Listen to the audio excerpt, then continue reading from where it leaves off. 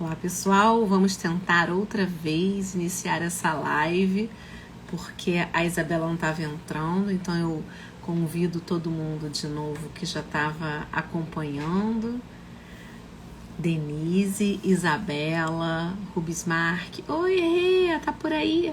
Hoje o nosso Fissurar é Preciso vai falar sobre a Defensoria Pública do Tocantins, um pouquinho sobre a história desse estado, sobre os usos emancipatórios do direito.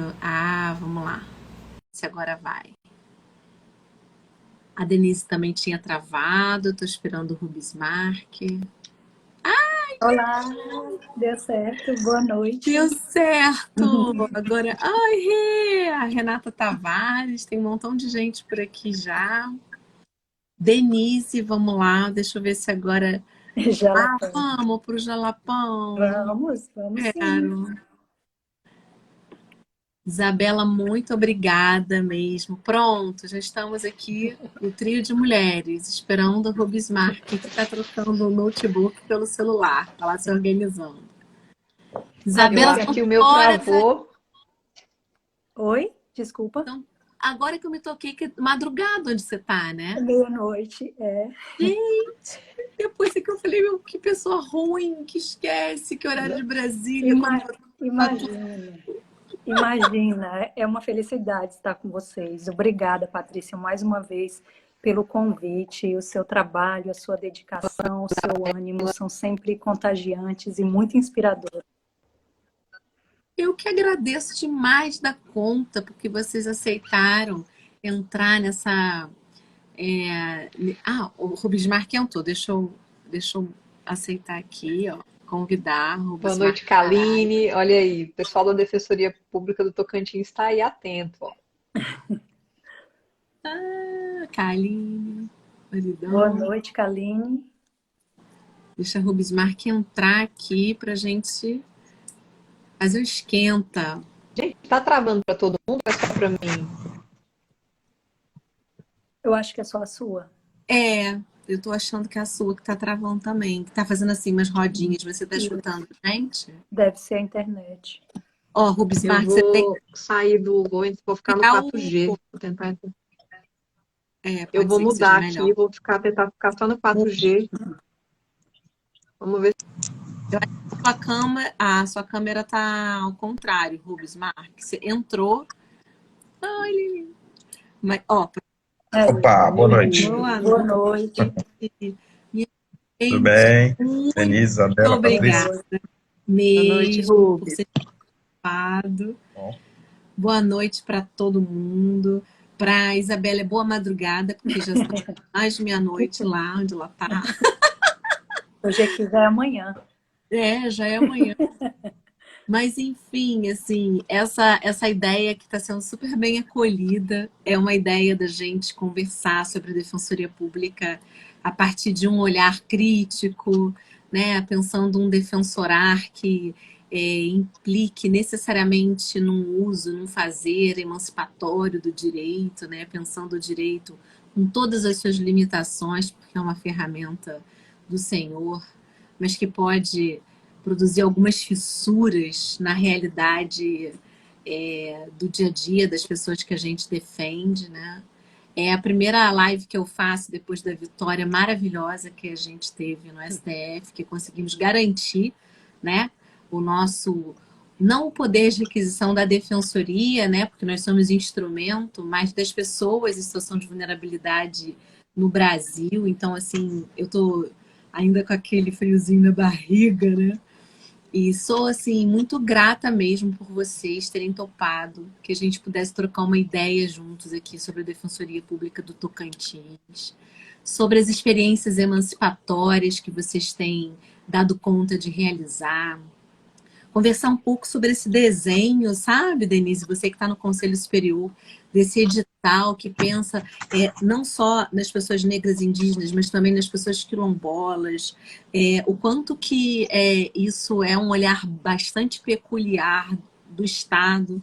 O Rubismark, que é um defensor do júri, um gigante, que vai falar um pouco sobre a história do Estado, porque a gente tem uma realidade hoje, diferente da minha época de 20 anos atrás, em que os concursos eram muito bairristas, né? A gente tem pessoas do Brasil inteiro fazendo prova para as defensorias do Brasil inteiro. E muitas pessoas que não conhecem, né, a realidade daquele lugar onde elas vão pisar, né? Então, quanto que é importante a gente também trazer um pouquinho disso com esse olhar, né? Que hoje o concurseiro e a concurseira amanhã estarão lá nas trincheiras ao nosso lado. Então, como é importante que essas pessoas já entrem assim com esse sentimento, né, aguerrido.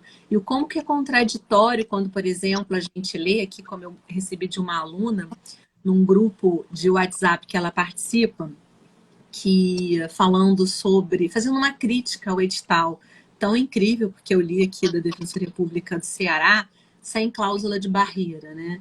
Então, o quanto que pensar nas cotas só para constar, só formalmente, não é realmente garantir um concurso diverso.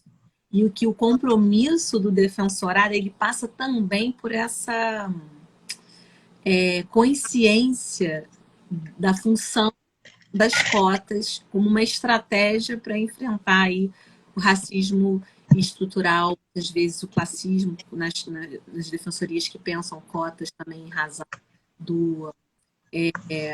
das pessoas pertencerem, por exemplo, estarem inscritas no CAD único, né, em razão da hipossuficiência econômica. Quanto que é importante a gente estar falando também das pessoas com deficiência, né, e das pessoas que têm esse pertencimento étnico-racial, né? Então, assim, a Lili está aqui super se manifestando, dizendo que a gente precisa fazer esse recorte de gênero e raça na nossa vivência de defensoras e defensores, e é por aí mesmo. E sem mais delongas, porque quero muito, muito escutar vocês. Passo a palavra aqui para o nosso convidado, o Bismarck, de novo agradecendo pela participação.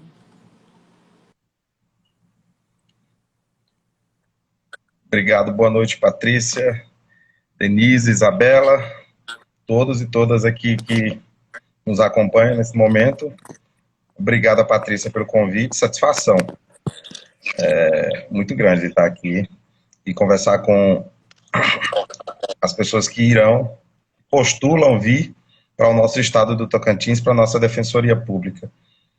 Bom, gente, a princípio, na nossa organização, eu fiquei de falar um pouquinho da nossa história, da nossa defensoria.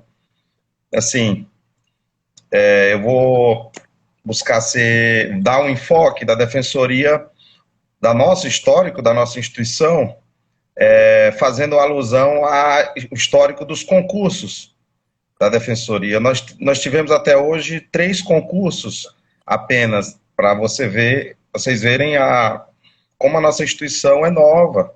Nós tivemos apenas 3 concursos, vocês irão aqui para o nosso 4º concurso público, e a história da Defensoria do Tocantins certamente foi construída por esses 3 concursos, e cada um deles com a sua característica. O primeiro concurso, os primeiros membros da Defensoria Pública do Tocantins, aos quais muitos ainda estão aqui, mas muitos outros que já se aposentaram, construíram as bases da nossa instituição a duras penas.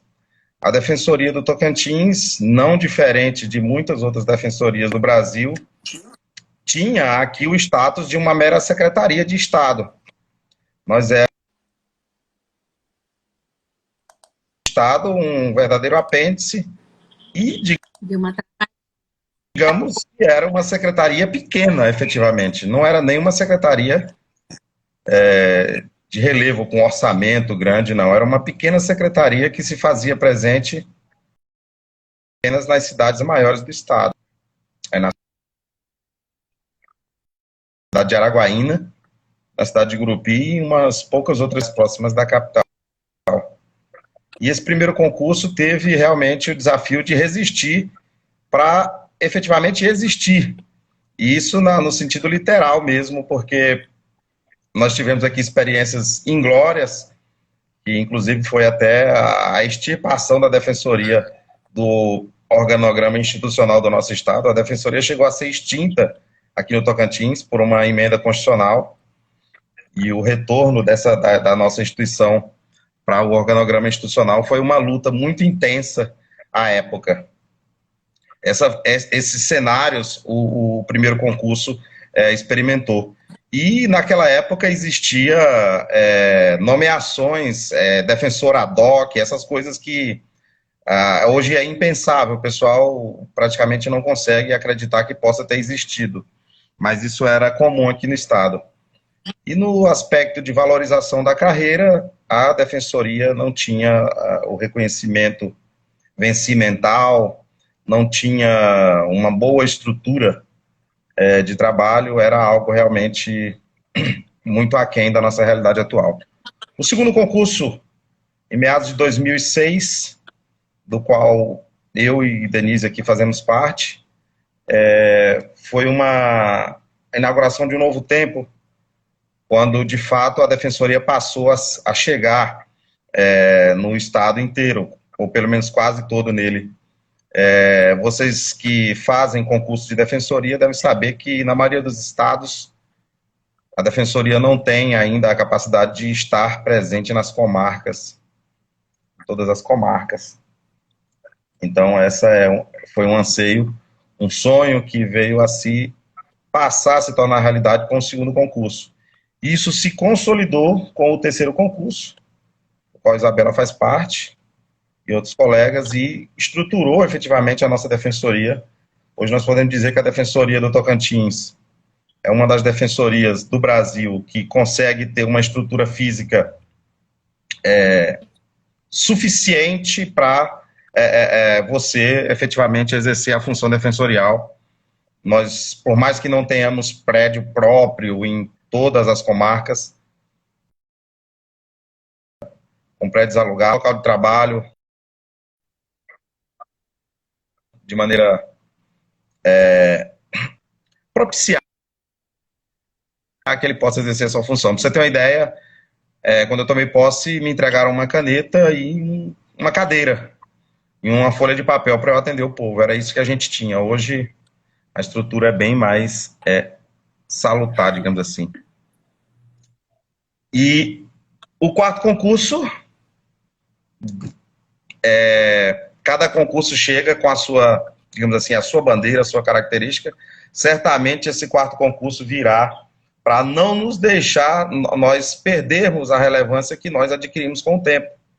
E com aposentadorias, com o crescimento do Estado, tem feito com que a gente, a duras penas, consigamos levar o acesso à justiça para a população que mais precisa. O Tocantins está efetivamente precisando de novos membros, e a boa notícia para quem faz a prova é de que, historicamente, a Defensoria tem esgotado as listas de aprovados nos 2 últimos concursos.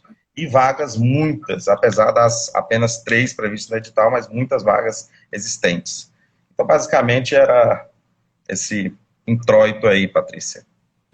Ai, maravilha. Eu também, quando assumi, em 2001, vai fazer 21 anos, eu recebi um saco de lixo com uma resma de papel, umas canetas, um bloquinho de papel, um papel preto, carbono, porque a gente tinha que fazer as iniciais e ninguém tinha computador, né? Então tinha muitos formulários, a gente tinha que ficar colocando aquele papel que a gente reaproveitava.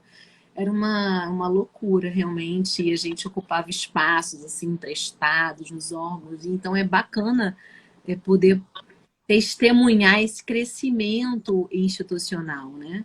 E que vem a duras penas, com muita resistência, com muita luta e com talvez com muito sonho também, né? Porque estar na gestão de um órgão desse e não abandonar a execução são tarefas árduas, né? Duras. E aí na tua prática e das coisas que você viu que são mais maneiras e que se você quiser dividir alguma aqui, já pensando nessa realidade aí do Estado, para a Defensoria crescer, você apostaria em quê, Bismarck? Numa atuação mais coletiva, de tutela coletiva, mas ainda judicializando, ou numa atuação mais extrajudicial? Qual que você acha que assim, é a sua aposta dos rumos necessários para a Defensoria do Tocantins continuar sendo essa potência que ela tem sido nos últimos anos? Bom, certamente a consolidação cada vez mais da nossa tutela coletiva, isso que se dá com apoio importantíssimo dos nossos núcleos especializados. Nós temos aqui, pra você ter uma ideia, a gente tem núcleo de defensoria agrária, nós temos núcleos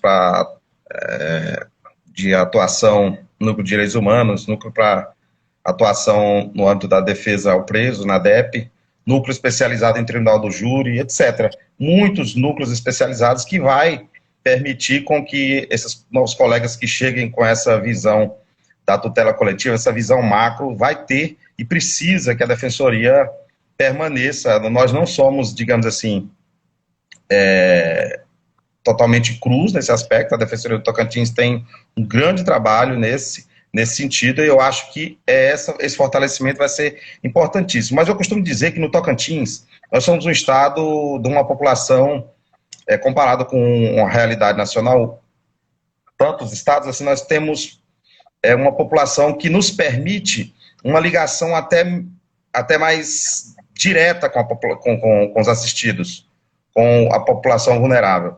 Então, o atendimento individual, esse atendimento olho no olho, defensor assistido, é algo que a gente, aqui no Tocantins, ainda conseguimos fazer muito.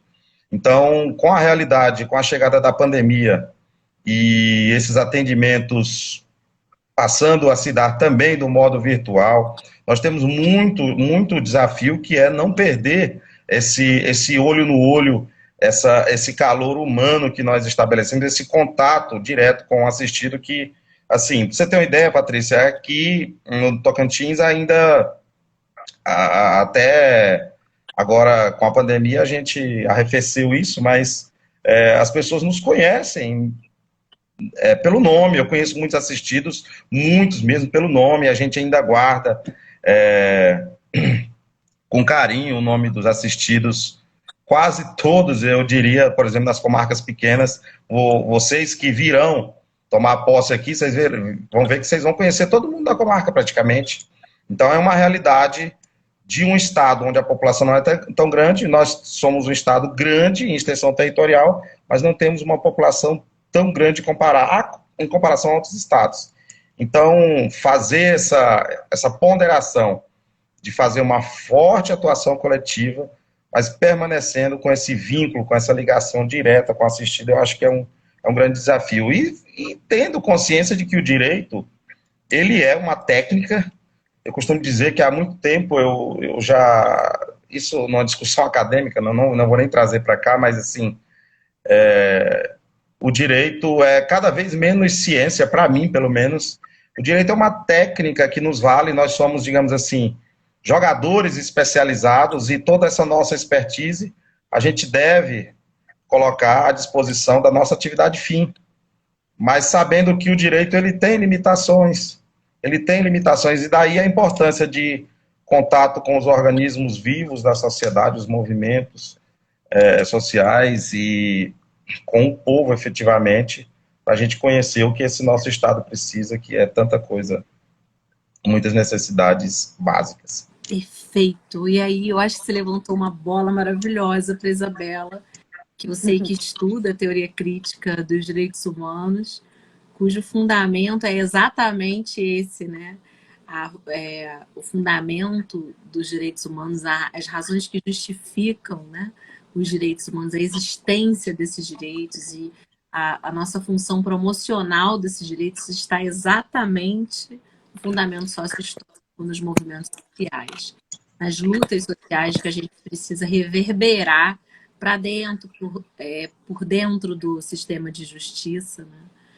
E aí eu acho que você levantou essa bola, e aí eu tô só fazendo um toquinho.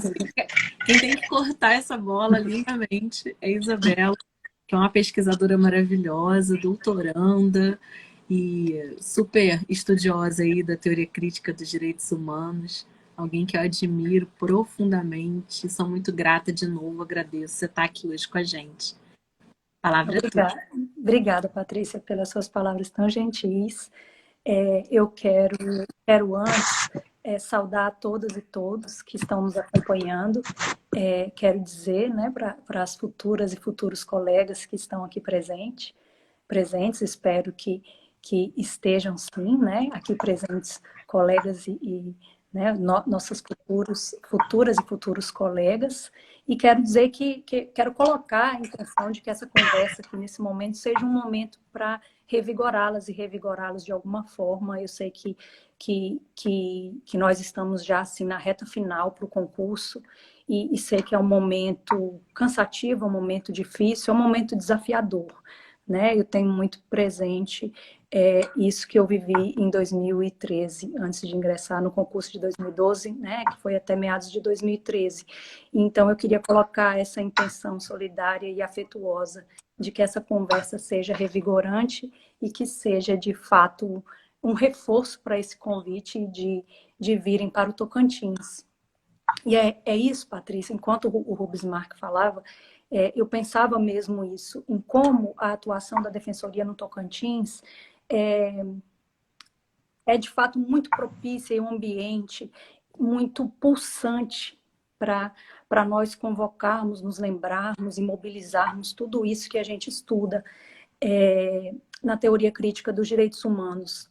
O Tocantins é um estado indígena, é um estado quilombola, e pensar a defesa, né, dessas comunidades, desses povos, já nos convoca a outras visões do direito, né? Nós já percebemos muitas vezes como o direito é limitado perante essas reivindicações que, na verdade, não se amoldam, não é? A concepção eurocêntrica do direito, a visão privatista do direito, e a visão hegemônica, né, que o direito tem e na qual nós, de alguma forma, somos moldados durante o nosso ensino jurídico e temos que, na verdade, sempre atuar para desconstruir. Então, a própria atuação em defesa desses grupos, né, que é tão caro para a Defensoria do Tocantins, e pensando na Defensoria do Tocantins e do Brasil como um processo, eu vejo que isso é um convite constante à aprimoração, como de resto em todas as áreas,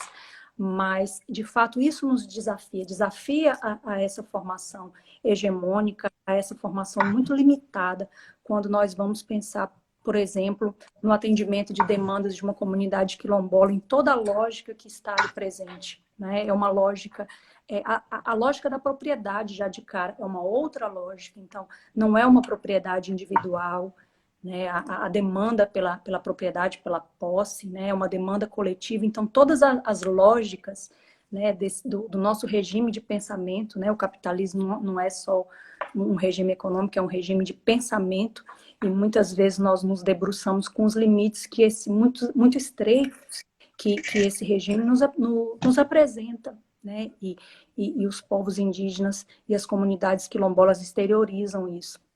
Eu me lembro de um evento de direitos humanos que nós participamos, a Defensoria participou como convidada. Era um evento, acredito que da Secretaria de Cidadania e Justiça. E uma das falas de abertura foi de uma indígena. E aí disseram para ela que ela tinha 5 minutos, salvo engano, cada um tinha 5 minutos, aquela dinâmica de mesa de participação. E aí ela começou a falar e depois abriu um parênteses. Ela disse, olha, eu quero dizer que para nós não tem isso de minuto. Né? Isso é uma invenção de vocês, esse limite de tempo. Nós vamos passar a nossa mensagem. Então, isso já é um exemplo muito grande, né, de como nós temos essa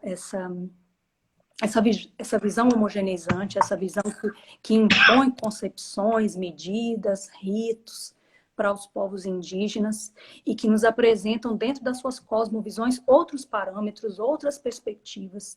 E acho que o Tocantins é um exemplo diário disso. Eu atuei durante algum tempo numa defensoria que estava compreendida dentro de um município que é indígena, né? O município, grande parte da população do município é indígena, então os atendimentos diários, né, eram com indígenas, cerca de 60%, 70% dos atendimentos por dia eram com indígenas. Então, para mim, ali foi o maior momento de aprendizagem, né, de olhar para a nossa formação e ver como o nosso pensamento é colonial, né, colonial e tendencialmente colonizador, como o nosso pensamento é patriarcal, como o nosso pensamento é racista, e no dia a dia, com esses atendimentos, eles vão nos convidando a ver as coisas de outra forma. Né, outra coisa que me marcou muito, os atendimentos com eles no geral, eles não vêm sozinhos, vêm com alguém da comunidade, um familiar, muitas vezes o cacique vem junto, então nós fazemos o atendimento com aquelas pessoas com quem a pessoa quer ser acompanhada. E aí, muitas vezes eram necessárias testemunhas, né? Aquela história do rol de testemunha, outra caixinha que a gente tem. E aí isso provocava, não raro, muita indignação. E eu via que eles começavam a reclamar disso. Quando eles conversavam entre si, eles conversavam no idioma indígena, do povo indígena xerente. E eu não conseguia entender, mas conseguia entender que eles reclamavam da exigência da testemunha, porque a palavra testemunha, eles falavam em português. Para mim, isso foi um dos grandes aprendizados que eu tive. Não é porque, na lógica deles, não existe a palavra testemunha, né? Porque não existe a concepção de que alguém precisa provar que aquilo que ela está dizendo é verdade. Então, eu pude ver ali como é ofensivo no nosso modelo essas exigências, né? A própria inexistência daquela palavra no idioma daquela comunidade já mostra como, de fato, a visão, a perspectiva daquele povo é diferente da nossa concepção vigente. E isso é, de fato, um aprendizado. E como o Rubens Mark falou, no Tocantins nós temos esse grande privilégio. Para mim é um privilégio imenso. Eu sou conhecida como uma pessoa que não quer sair do interior, da cidade pequena, né? Já recusei promoção há muito tempo e deixei de me inscrever a promoções depois. E aí minhas colegas que são mais próximas falam, mas você não quer sair do interior? E uma das coisas que me prende, de fato, no interior é isso, é conhecer as pessoas pelo nome, é saber, de fato, quando eu atendo aquela pessoa, eu me recordo da demanda anterior e do nome da filha. E teve um outro caso do pai, né, uma demanda por medicamento. E eu acho que realmente é um privilégio atender as pessoas e conhecer a história dessas pessoas, de fato, né, conhecer essas pessoas pelo nome. E quero dizer para todos e todas que vão prestar o concurso que isso, de fato, é um grande privilégio que eu atribuo a nossa atribuição, ao nosso trabalho no Tocantins. Maravilhosa. É aquilo que eu aprendi com a Anísia da Silveira, que afeto é verbo. Se permitir afetar pelas histórias que nos tocam no defensorar, né? E se colocar enquanto instrumento para afetar a trajetória de modo emancipatório daquelas pessoas com as quais a gente cruza na vida, né? É muito interessante mesmo essa experiência do interior. Eu fiquei muito tempo no interior no da carreira também. E quando é juízo único ainda, né?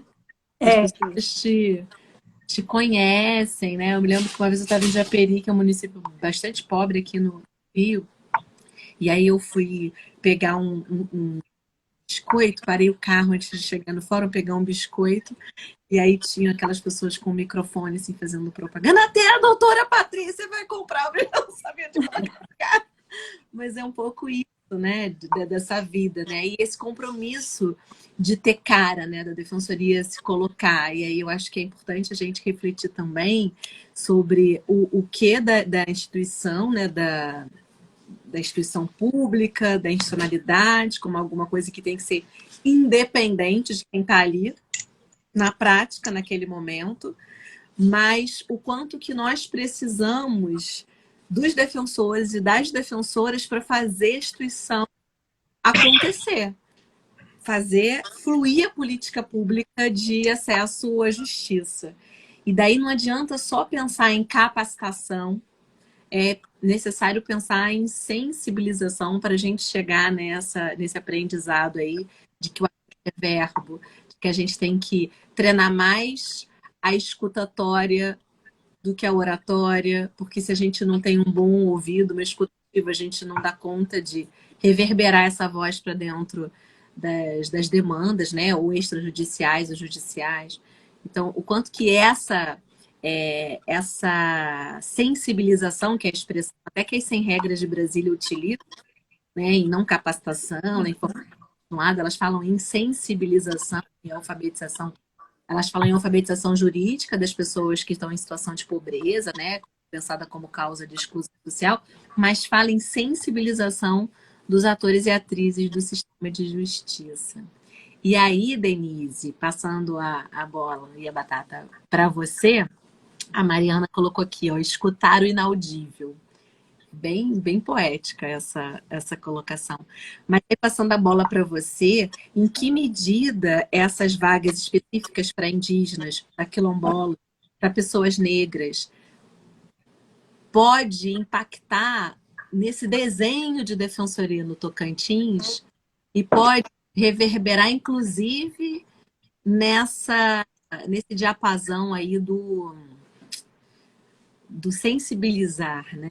Ele é aquela que já traz no corpo, na história, na carne, essa, essa marca. E aí eu queria compartilhar com vocês um momento que eu fiquei muito emocionada da fala de posse, né? Do discurso de posse duplo da primeira candidata cotista negra, Jamila, e da primeira candidata das vagas, primeiro lugar das vagas da ampla concorrência.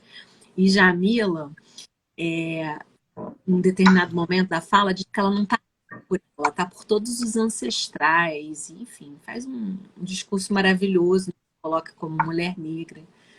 E a gente tem aí uma afinidade grande, porque fomos orientadas pela mesma orientadora, ela no TCC e eu no doutorado.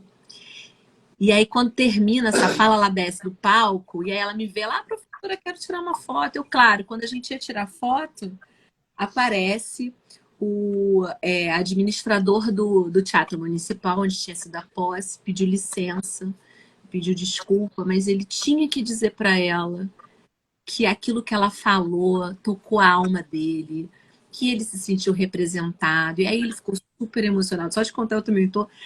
E aí a mãe que estava do lado diz assim, olha, o senhor não sabe, porque ela era do coral aqui desse teatro municipal. Ela frequenta esse teatro desde que ela não tinha 10 anos. E aí foi um negócio assim, eu sei que a minha foto está aí para ser tirada ainda, porque foi aquela coisa linda, aquele momento mágico, né, de uma pessoa que carrega realmente a responsabilidade de ser uma pessoa que está ali por cota à toa. E aí eu queria muito que a gente conversasse um pouco também sobre a história das cotas, você enquanto conselheira, como é que se constrói essas cotas, o quanto que é importante a gente afastar a cláusula de barreira e o porquê disso tudo. Passo a palavra para você aqui. Eu vou fechar meu áudio para não dar muita interferência, e se vocês quiserem fazer isso também, é só clicar na tela. Denise, querida, minha companheira de coletiva. A palavra é sua.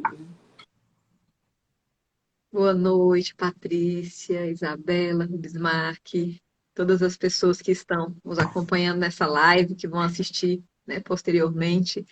É uma alegria muito grande estar, né, ter você aqui, né, nos recebendo. O Estado Tocantins, depois de tantos anos sem concurso público, né, finalmente temos aí a esperança de continuidade, né, de renovação da nossa carreira, de fortalecimento.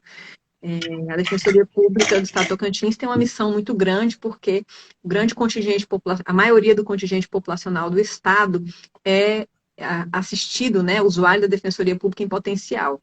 Então, a gente precisa, né, desse esforço, né, do Estado em renovar e reforçar os quadros, né, institucionais.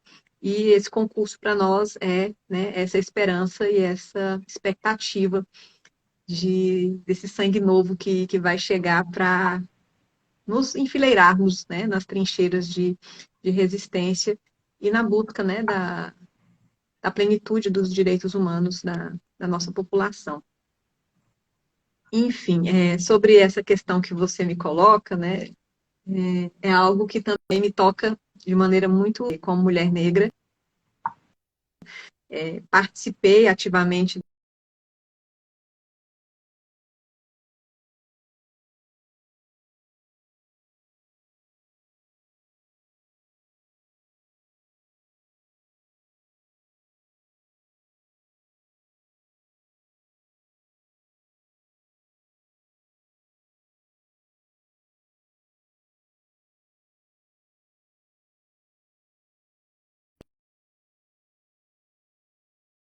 conselheira, mas era colaboradora do NDDH, então nós tivemos lá a oportunidade de fazer a Easy. sustentação oral e a defesa dessa política de cotas, e com muita alegria ela foi aprovada à unanimidade pelo Conselho Superior.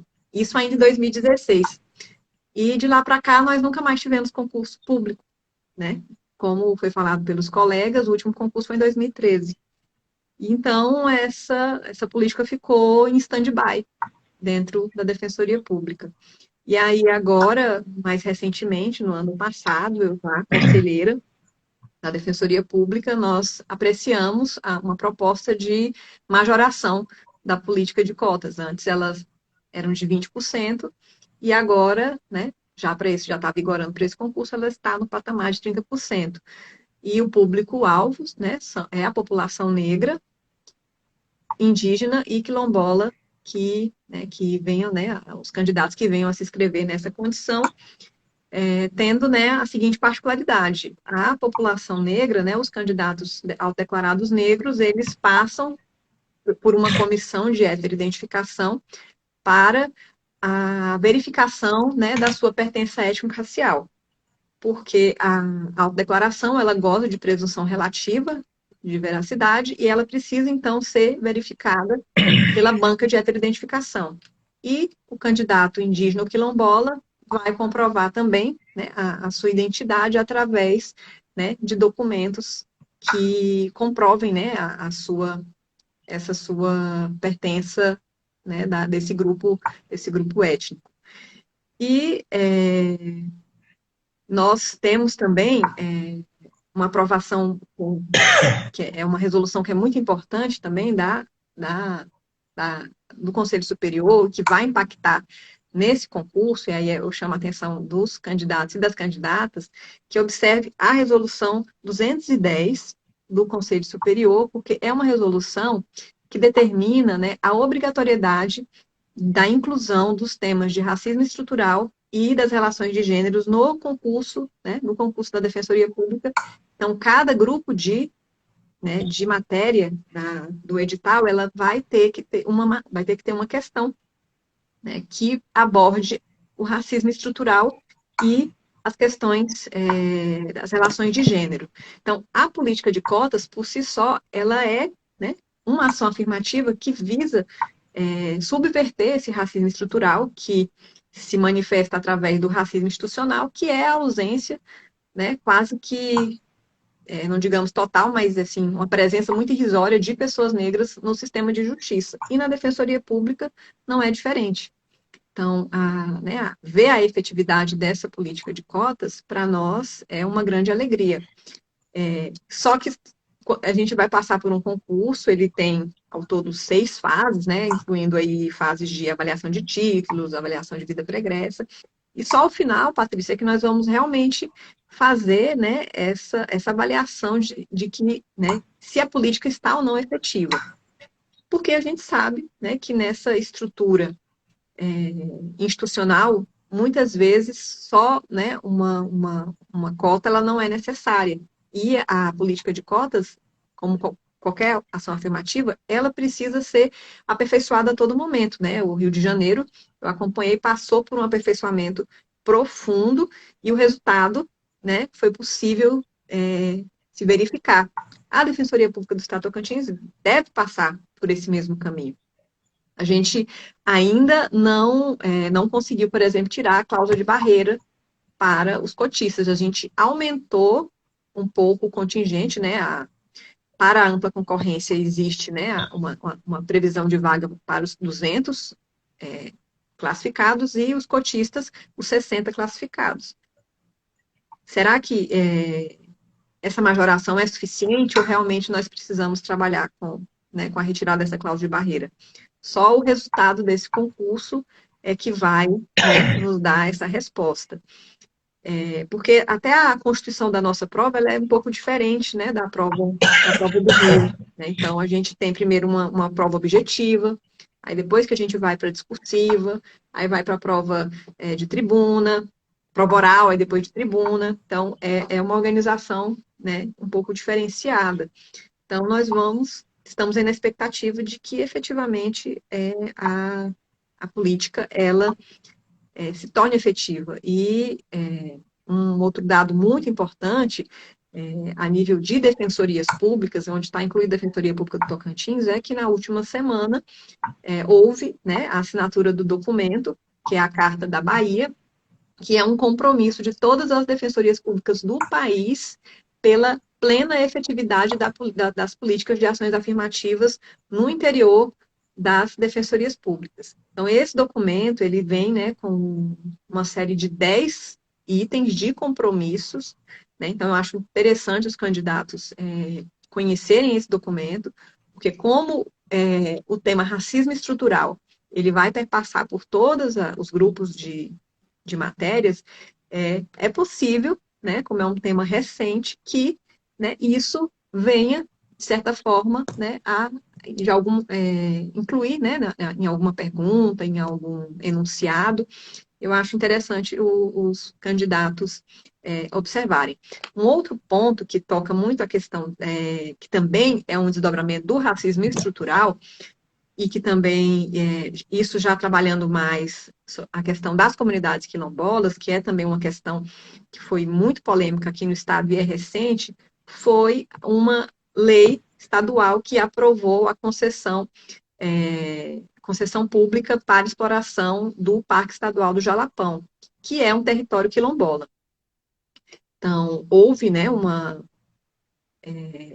esse projeto de lei, ele não se adequou à Convenção 69, né, que é o direito das comunidades da consulta livre, prévia e informada, e isso ocasionou o cancelamento dessa concessão, e é bem recente, os termos da lei, né, que tocam ao Parque Estadual do Jalapão, eles foram revogados por uma medida provisória pelo governo do estado, agora em fevereiro de 2022.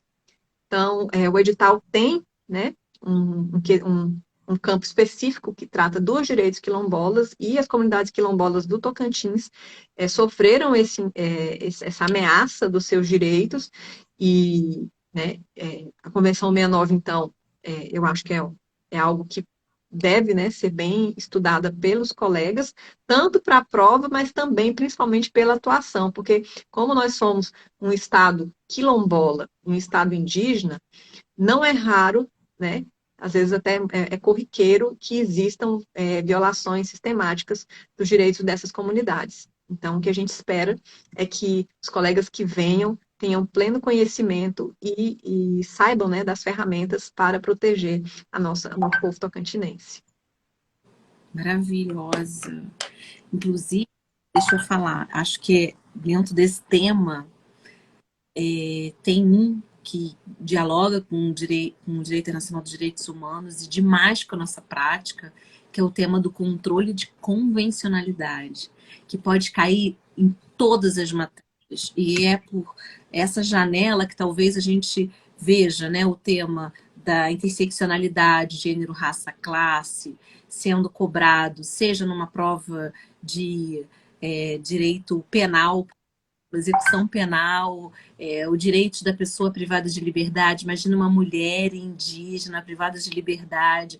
A gente precisa garantir que essa pessoa tenha todos os direitos no marco da política, que já é judicial por uma resolução do CNJ super específica em relação a isso, mas que vem nos braços da internalização dos compromissos assumidos pelo Estado brasileiro no marco aí da Convenção 169. Essa medida provisória do governo do Estado, que revoga uma lei que rasga a Convenção 169 da OIT, ela é também a expressão do controle de convencionalidade por um agente público do executivo, porque o controle de convencionalidade ele não é só uma interpretação que vai estar ali nas mãos ou na caneta do juiz a ser provocada pelo defensor público, embora essa seja uma verve super estratégica para o nosso trabalho.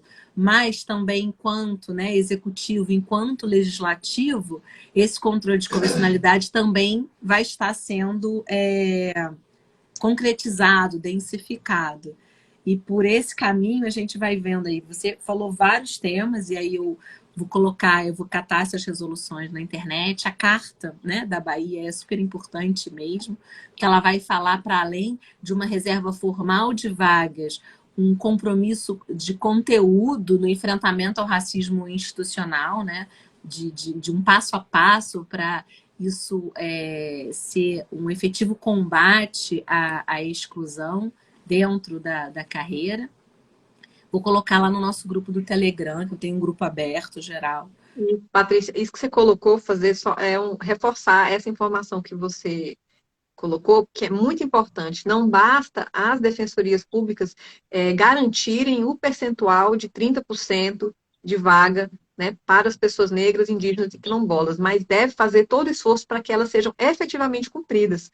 Porque sem isso, não basta garantir e deixar, né, ali a estrutura com base em meritocracia se resolver e ficar na formalidade. Não.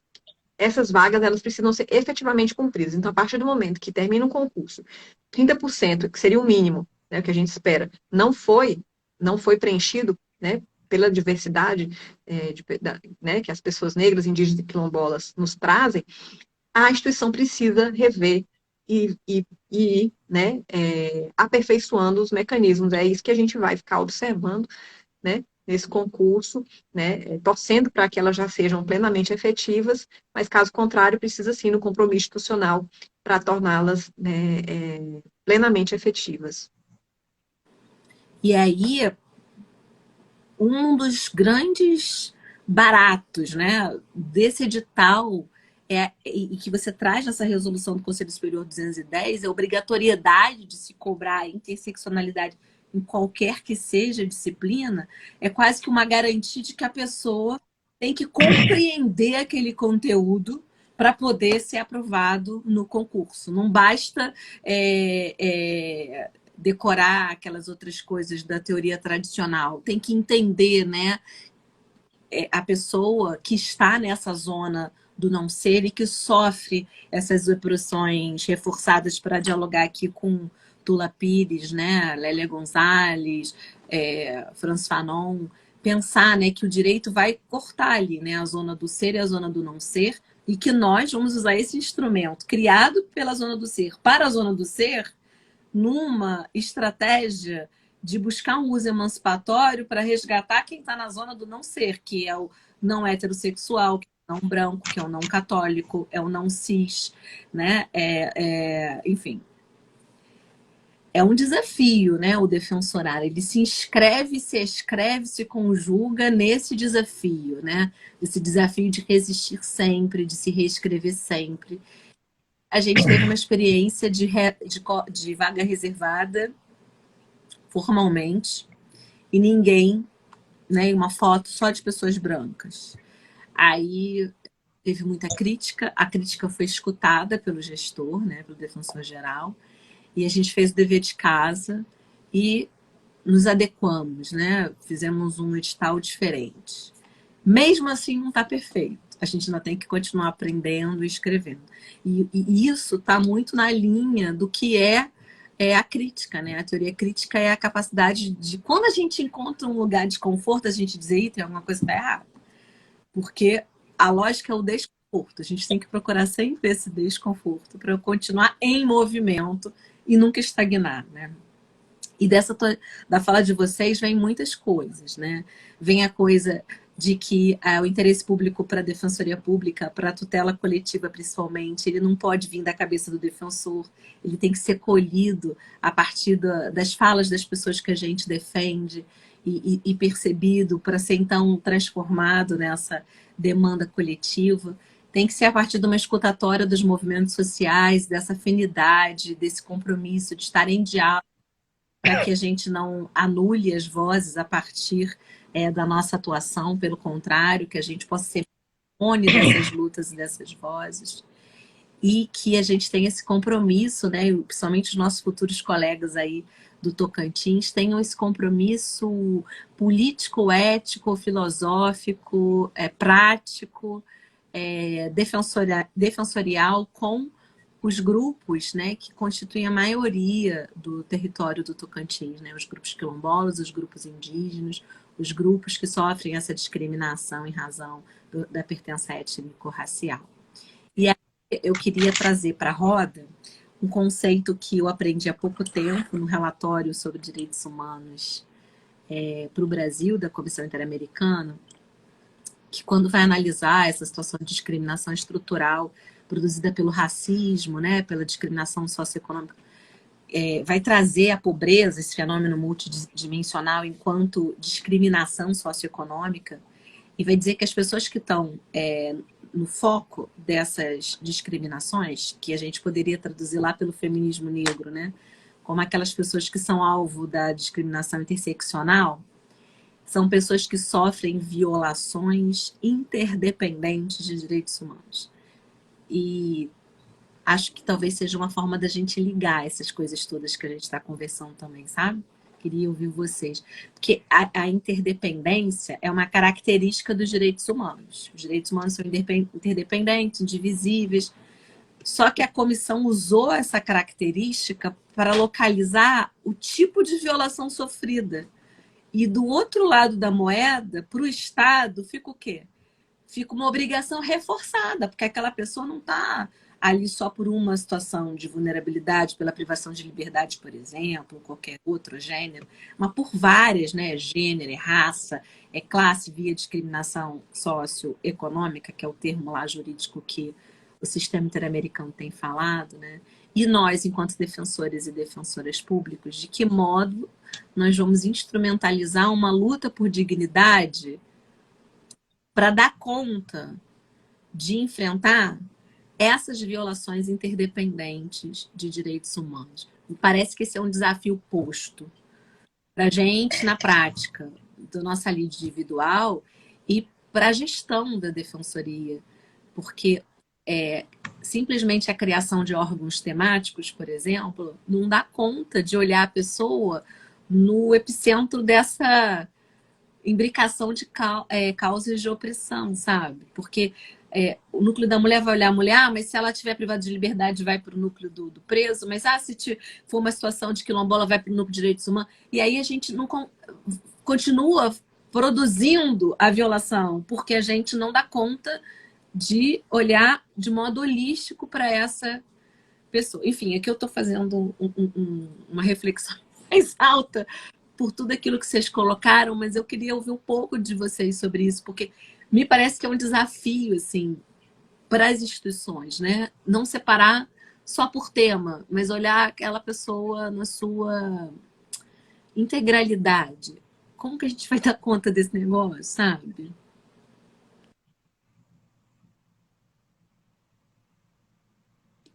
Essa interdependência, Patrícia, eu me recordo que assim que eu entrei na defensoria, com pouco tempo passado, eu assumi um núcleo especializado e logo de cara eu comecei a perceber essa interdependência na nossa atuação dos núcleos. Então, nós tínhamos, né, acho que os núcleos, eu estou afastada há um tempo dos núcleos, mas eu vejo que a defensoria caminhou muito nesse sentido de atuações conjuntas. Então, nós víamos pelas atuações que aquilo demandava ali em conjunto o NUDEM, o Núcleo de Direitos Humanos, o Núcleo de Assistência da Pessoa Privada de Liberdade. Então, muitas vezes o Núcleo de Ações Coletivas, o Núcleo da Defensoria Agrária. Então, foram imensas atuações em conjunto, assim, 3, 4, 5, 6 núcleos, né? E essa prática já é ali a vivência, na verdade, do que você falou, né? Da interdependência entre essas relações, ou seja, nós dividimos as coisas, compartimentamos as coisas para fins de uma especialização intelectual, de otimização do serviço, né? Por imperativos de eficiência, o que é extremamente válido, mas, por outro lado, nós vemos que, na verdade, nós temos que sempre unir os esforços desses núcleos temáticos para tentar ali atuar numa tentativa de fazer frente às violações que são sempre interdependentes, né? Na verdade, essa é a regra mesmo. A exceção seria uma violação em que se pudesse compartimentar, enfim. E nós, como atendemos pessoas que se encontram não raro em situação de pobreza, vemos como a pobreza como um fenômeno multidimensional liga-se a outras violações, as violações irradiam-se a partir dali, não é? É o contexto que gera, de fato, uma violação sistemática de direitos, que é seletiva também, porque atinge justamente essas pessoas. E acho que para pensar sobre essa interdependência, às vezes tem a ver com dar um passo lá atrás e ir à raiz das coisas, né? Enfim, a peste de ser radical vem disso, de ir à raiz das coisas. Mas eu não vejo outra forma de entender as coisas senão ir à raiz, né? De outra forma, nós ficamos na superfície, né? E contentes com a versão que nos dão das coisas. Mas o professor Boaventura, numa obra que tratou da Defensoria Pública, ele bem fala no prefácio que, na verdade, não existem seres humanos vulneráveis, inatamente vulneráveis. Existem pessoas que são vulnerabilizadas e vulnerabilizados por uma repartição desigual do poder na sociedade, que fazem com que alguns tenham poder em desmesura, né, e outros careçam deles em diversas frentes, né? Então, por um lado, pensar nesse poder que é dividido desigualmente na sociedade já nos faz ver como decorrência natural que essa divisão desigual vai se irradiar para todos os contextos de vida, até porque nós também não podemos perder de vista, né, a nossa herança, o nosso passado colonial e escravocrata, a surtir os seus efeitos aí até hoje e muito fortemente, né, e trabalhar com as pessoas que são vitimadas ainda por essa situação, também nos demonstra diariamente como isso tudo está interligado. E por outro lado, né, o outro lado da moeda do que o professor Boaventura falou, quando ele fala que ninguém é inatamente vulnerável, eu gosto muito da perspectiva da sociologia dos direitos humanos, quando ela vai dizer que o fundamento dos direitos humanos não é a nossa autonomia, né? Não é a autonomia do homem racional, moderno, abstrato, o homem branco, europeu, senhor de si, mas que o fundamento dos direitos humanos é a nossa vulnerabilidade compartilhada, né? Os seres humanos são vulnerabilizados por natureza e por isso nós precisamos dessas construções todas como sociedade, como cultura e de uns aos outros, né? De famílias, de sociedades, do Estado. E isso nos coloca nessa posição, né, de potenciais alvos de violações diversas, de violações interdependentes e mais ainda para esses grupos, né? Você citou a discriminação estrutural que a Corte Interamericana menciona em 2 julgados já contra o Brasil, né? O Brasil foi o primeiro país condenado pela Corte Interamericana de Direitos Humanos por perpetuar uma situação de discriminação estrutural contra pessoas em situação de pobreza.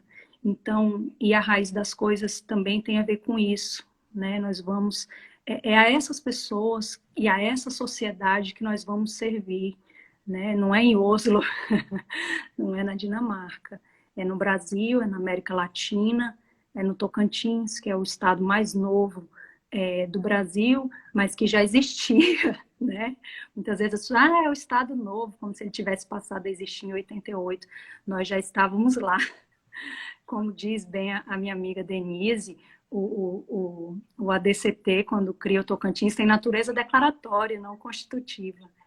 Então, nós existimos ali com alguns problemas que continuam, com alguns que foram superados, sobretudo com resistências múltiplas que se inscreveram na história, mas é um estado da Amazônia Legal, do bioma do Cerrado. Então, tudo isso tem a ver com contextualizar aquela sociedade no tempo e no espaço, e automaticamente nós vamos ver que as violações se congregam, né, dessa forma interdependente que você colocou.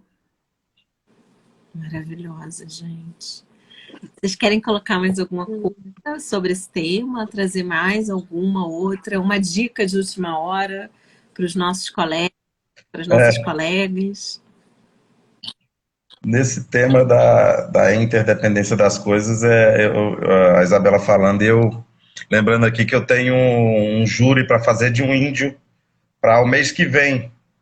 E aí eu dei uma olhada no caso, ainda vou estudar direitinho, claro, mas dei uma olhada e eu sempre que eu vou fazer júri de índio, já fiz vários, eu vejo aquela súmula do STJ, a súmula 140, eu vejo tanto que ela assim, quer separar as coisas, que diz que o júri de índio, autor e réu vai ser julgado pela justiça comum e eles acham que resolveram tudo. Que vai para a Justiça Federal as causas que envolvam, digamos assim, direitos indígenas, como se pudesse dissociar uma coisa da outra. O índio vai ser julgado no tribunal do júri, ele carrega para o banco dos réus essa instituição que marca a pessoa já negativamente desde o início, ele carrega toda a sua história. Você não vê um júri que o índio esteja lá como autor, como vítima, em que não esteja todo o contexto da realidade indígena. Esse júri mesmo que eu tenho para fazer se deu no âmbito de uma briga onde a pessoa ofendia, chamava o índio de cachaceiro, todo aquele aspecto pejorativo de que o índio não trabalha, que é dado ao vício, essa visão construída negativamente por superficialidades, por pessoas que desconhecem totalmente, que simplesmente se negam à existência de uma comunidade indígena, de fato. Então, você precisa, por mais que você pense que eu não vou efetivamente trabalhar num núcleo que vai tratar com o direito indígena, é negativo, você vai precisar disso.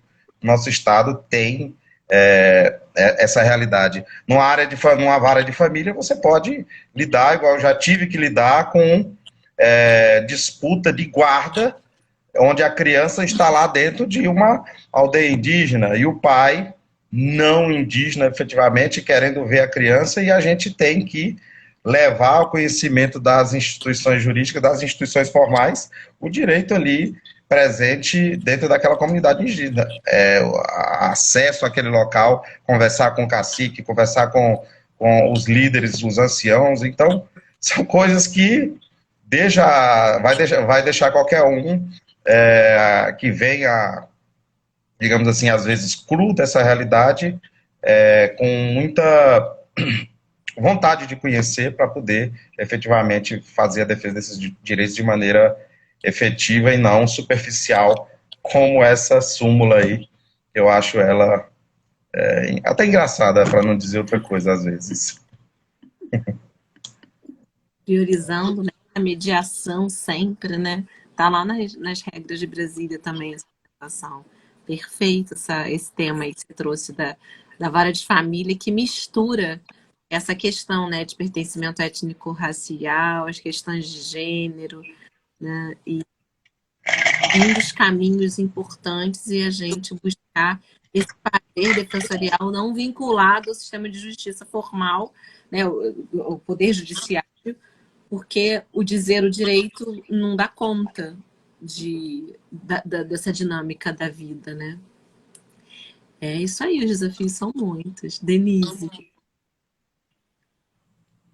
Eu estou só aqui admirando, né, as falas dos colegas. Eu acho que foram, assim, né, perfeitas, né, nessa temática. Eu acredito que o defensorar, ele não nos permite ser meros operadores do direito, né, que os futuros defensores e defensoras públicas, né, precisam já ir, né, entendendo que a defensoria pública é algo totalmente sui generis dentro, né, do sistema de justiça e busca, né, tem a sua missão, a sua constituição é justamente ser, né, essa atuação contra-majoritária, essa atuação fora do formalismo jurídico, né, que fica ali, né, numa petição fria, num recurso, né? Defensoria pública é muito mais do que isso. Defensoria é estar realmente ali, olho no olho,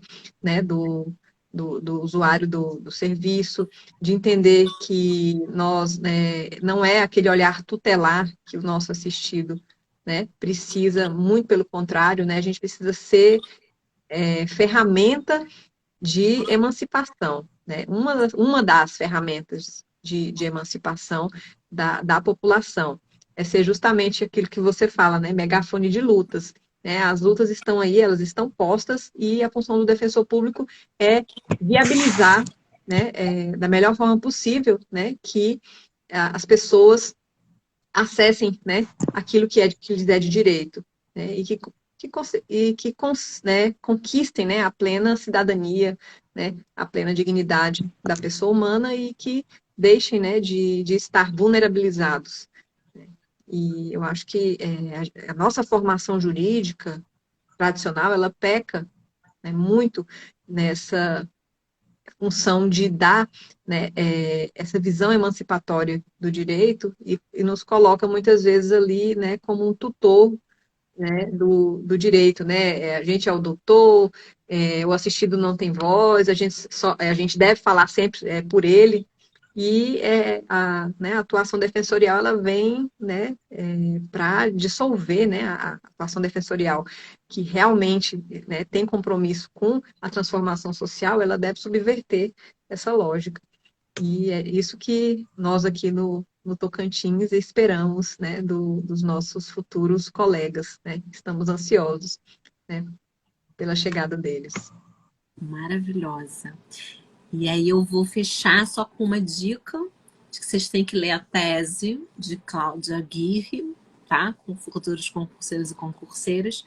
Teve o último Congresso Nacional de Defensores e Defensoras Públicas, o último CONADEP. A tese, em primeiro lugar, foi da Claudinha, e logo depois vem de Denise e outras pessoas, né, sobre violência obstétrica, justamente falando desse recorte aí, gênero, raça e classe, super importante.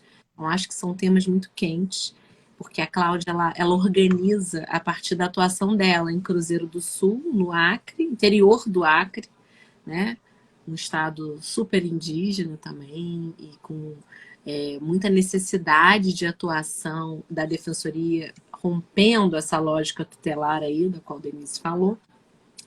E acho que é um tema realmente muito quente, e aí, para aquela leitura de final, né, de reta final, porque a prova já é dia 6 de março, acho que essas duas teses, todas as teses são muito legais, mas essas duas especialmente, porque tem, assim, muito diálogo com a realidade concreta aí do estado do Tocantins. Olha, gente, eu tô assim, por mim eu ficava aqui de bate-papo com vocês, mas eu morro de medo do Instagram derrubar a gente, porque eu e Giane não fomos disciplinados, a gente ficou no tititi, quando a gente viu, nos derrubaram e eu não consegui salvar a live. E foram tantas as informações, e como muita gente depois assiste, né? Depois a gente vê as visualizações vão sendo aos poucos. Eu não posso correr esse risco, porque a riqueza das informações e das reflexões que a gente fez aqui juntas foi incrível. Então, mais uma vez, muito obrigada, Denise, Isabela e Rubens Mark, por essa noite maravilhosa. Isabela, então, por sua madrugada, muito, muito, muito obrigada. Vamos continuar aí costurando e pensando essa defensoria com essa cara, né, contra-hegemônica, com essa cara de um uso emancipatório do direito, com essa proposta de instrumentalizar as vozes das pessoas que a gente defende, dos nossos defendidos e defendidos, que os futuros colegas defensores e defensoras públicas do Tocantins venham assim com sangue verde fervendo para as trincheiras das lutas, porque há muita luta, há muita trincheira que precisa ser ocupada, mas ocupada dessa forma, não ocupada para reforçar a opressão, mas para possibilitar alguma fissura nesse sistema de justiça, porque fissurar é preciso, né? Obrigada mesmo, tá? Valeu, obrigado. Muito obrigada, Patrícia. Obrigada, Rubens. Obrigada, Denise. Beijo, beijo. Valeu, gente. Obrigado, Obrigada, Patrícia. Rubens, Isabela, Isabela. tchau.